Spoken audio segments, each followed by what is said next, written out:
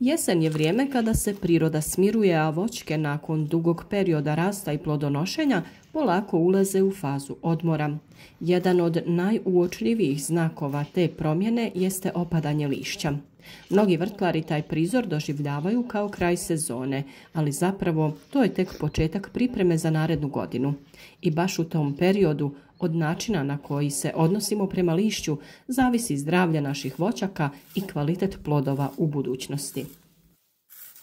Ali šta ako lišće ne spadne?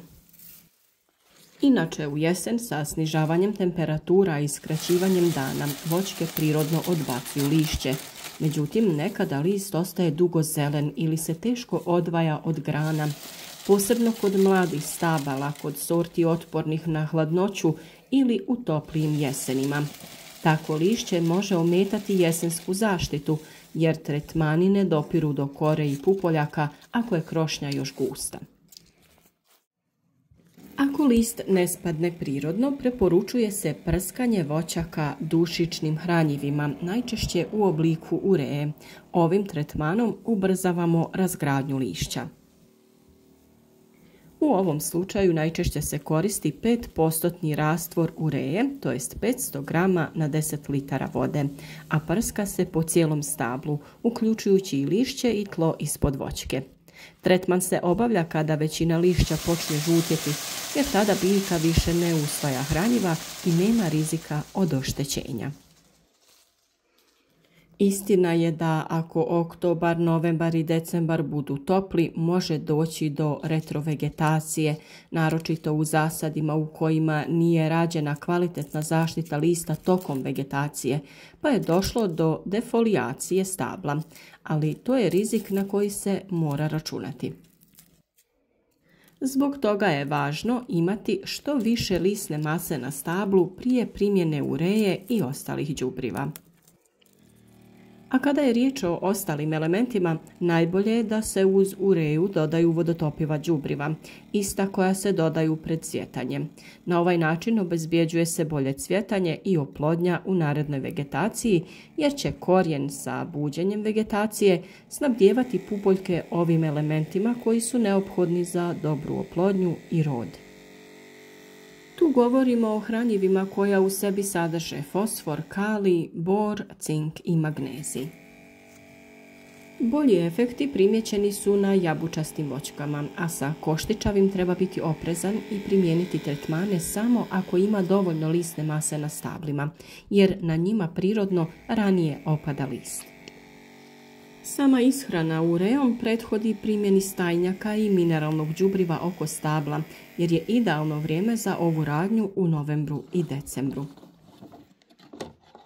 Nakon tretiranja urejom i potpunog opadanja lišća, voćke treba zaštititi bakarnim preparatima, kao što su bakar oksihlorid ili bordoška juha. Ovi preparati dezinficiraju koru, rane i pupoljke, te sprječavaju razvoj gljivičnih oboljenja poput kovrđavosti lista, šupljikavosti ili čađavosti. Važno je ne kombinirati ureju i bakarne preparate u jednom prskanju. Najbolje je ureju koristiti prvo, a bakreni tretman obaviti 7 do 10 dana kasnije, kada lišće potpuno otpadne i tlo se malo prosuši. Tako će zaštita biti potpuna, a voćka spremna za zimu. Sada dolazimo do pitanja zašto je važno pokupiti svo to lišće ispod voćaka.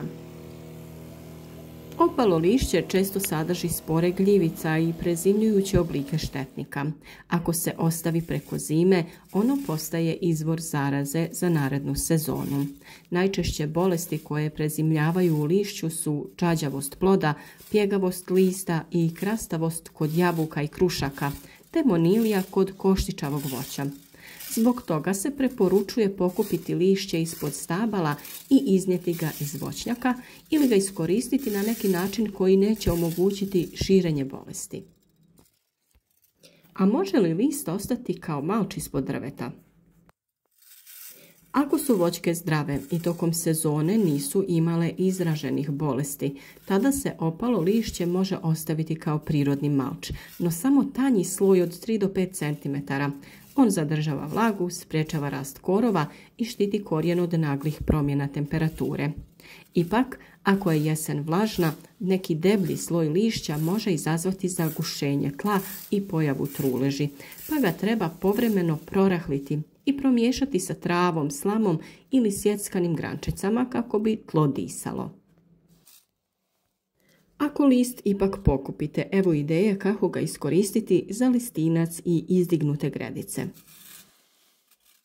Jedan od najkorisnijih načina za upotrebu opalog lišća jeste pravljenje listinca, prirodnog, laganog i bogatog humusnog komposta.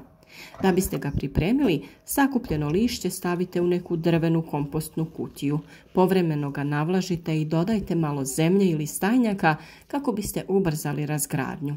Tokom zime i proljeća lišće se raspada i pretvara u tamni mirisni humus koji je idealan za sadnju presadnica, cvijeća i povrća. U izdignutim gredicama lišće je savršen sloj za aeraciju i zadržavanje vlage. Postavlja se između sloja granja i stajnjaka jer se polako razgrađuje i stvara toplotu. Takva gredica ima odličnu strukturu, a lišće doprinosi stvaranju rahlog i plodnog tla. Lišće koje u jesen opada sa voćaka nije otpad, to je prirodni resurs. Ako mu se pravilno pristupi, može postati izvor hranjiva, materijal za kompost, zaštita tla ili savršen dodatak gredicama. Ipak najvažnije je razlikovati zdravo od bolesnog lišća. Zdravo se koristi, a bolesno se uklanja. Vrskanjem ureje, čišćenjem tla i jesenskom zaštitom bakrom, voćke ulaze u zimu zdrave i pripremljene za novi ciklus života. Jesen dakle nije kraj, to je početak nove sezone u kojoj sve što priroda odbaci zapravo postaje temelj budućeg rasta.